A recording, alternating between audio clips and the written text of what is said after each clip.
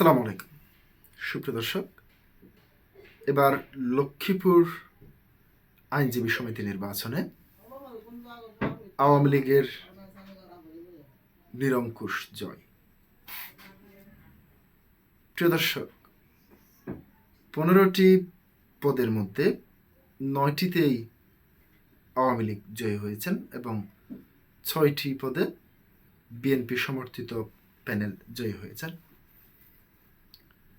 প্রিয় দর্শক, 5ই আগস্টের পর থেকে আমরা দেখতে পেয়েছি বিভিন্ন জায়গায়, যেমন মাদারীপুর সহ বিভিন্ন কয়েকটি আইনজীবী সমিতি নির্বাচনে আওয়ামী লীগের নিরঙ্কুশ জয়ী হওয়ার পর, আওয়ামী লীগের প্যানেলের নিরঙ্কুশ জয়ী হওয়ার পর থেকে আমরা দেখতে পেয়েছি জামাত শিবির ও বিএনপি মিলে তারা আওয়ামী লীগ পন্থী আইনজীবীদের কাউকে নির্বাচনে অংশগ্রহণ করতে দেয়নি। হামলা এবং মামলার ভয় দেখিয়ে কিংবা বিভিন্ন ধরনের হামলা করে, মব সৃষ্টি করে, বৈষম্য বিরোধী ছাত্র আন্দোলনের সেই গুন্ডা পান্ডাদেরকে নিয়েও তারা আওয়ামী লীগের আইনজীবী সমিতি নির্বাচনগুলিতে আওয়ামী লীগের পন্থী আইনজীবীদের অংশগ্রহণ করতে দেয়নি।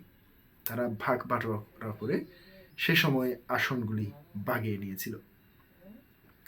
প্রিয় দর্শক, এবার বিএনপি সরকার ক্ষমতা গ্রহণের পরই এই প্রথম কোনো আইনজীবী সমিতি নির্বাচন অনুষ্ঠিত হয়েছে।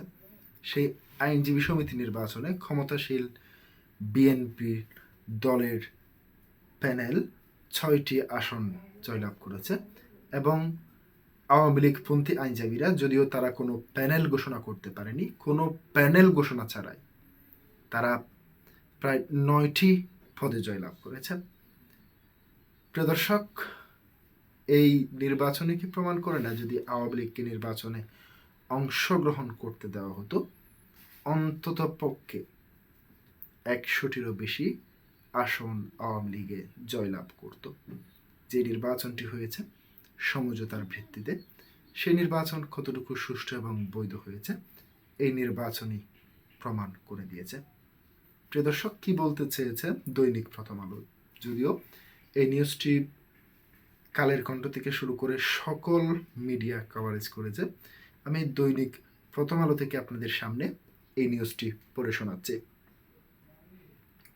লক্ষ্মীপুর জেলা আইনজীবী সমিতির বার্ষিক নির্বাচনের কোনো প্যানেল না দিয়েও 15টি পদের 8টিতে জয় পেয়েছে আওয়ামী লীগ পন্থী আইনজীবীরা। বাকি 6টিতে জয় পেয়েছে বিএনপি পন্থী আইনজীবী। এই নির্বাচনে প্যানেল দিলেও জামাত ইসলামী আইনজীবীদের কেউ জয়ী হননি। 1টি পদে স্বতন্ত্র প্রার্থী জয়ী হয়েছেন। গতকাল মঙ্গলবার সকাল 9টায় এই নির্বাচনে ভোট গ্রহণ শুরু হয়। দিনব্যাপী ভোট গ্রহণ শেষে দিবাগত রাত 3টার দিকে প্রধান নির্বাচন কমিশনার AKM হুমায়ুন কবির এই ফলাফল ঘোষণা করেন। নির্বাচনে বিএনপিপন্থী আইনজীবীদের প্যানেল থেকে সভাপতি ও সাধারণ সম্পাদক নির্বাচিত হয়েছেন।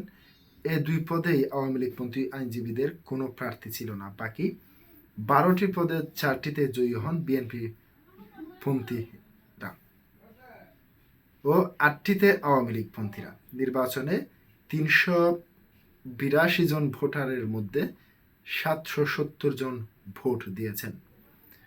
নির্বাচনে জয়ীদের মধ্যে বিএনপি প্রার্থীরা হলেন সভাপতি পদে মনিরুল ইসলাম হাওলাদার, সাধারণ সম্পাদক মোহাম্মদ রফিক উল্লাহ এবং সভাপতি পদে আব্দুল মজিদ চৌধুরী, সহসম্পাদক পদে ফখরুল ইসলাম, পাঠাগার সম্পাদক পদে মোশাররফ হুসাইন ও সদস্য পদে জাফর আহমদ।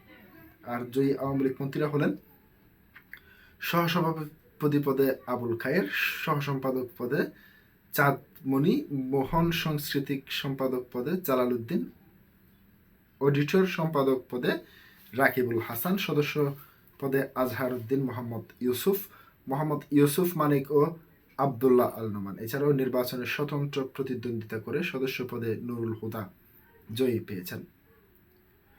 আওয়ামী লীগপন্থী আইনজীবীদের জয়ের বিষয়ে জানতে চাইলে জেলার বঙ্গবন্ধু আইনজীবী পরিষদের সদস্য মোহাম্মদ মাহমুদুল হক সুজন বলেছেন, আওয়ামী লীগ আইনজীবী পরিষদ থেকে আনুষ্ঠানিকভাবে কোনো প্যানেল দেওয়া হয়নি, তবে প্যানেল ছাড়াই আমাদের দলীয় নেতারা 9টি পদে প্রার্থী হয়েছেন। এর মধ্যে 8 জন জয়ী হয়েছেন। জানতে চাইলে প্রধান নির্বাচন কমিশনার AKM হুমায়ুন কবির বলেন, দিনব্যাপী ব্যাপক নিরাপত্তা এবং উৎসাহমুখর পরিবেশে এই ভোট গ্রহণ অনুষ্ঠিত হয়েছে। রাতে ভোট গণনা শেষে আনুষ্ঠানিকভাবে বিজয়ী প্রার্থীদের নাম ঘোষণা করা হয়েছে। পুরো প্রক্রিয়াটি স্বচ্ছতা এবং নিয়ম মেনে সম্পন্ন হয়েছে। প্রিয় দর্শক, আজকে পর্যন্তই। আসসালামু আলাইকুম ওয়া রাহমাতুল্লাহ।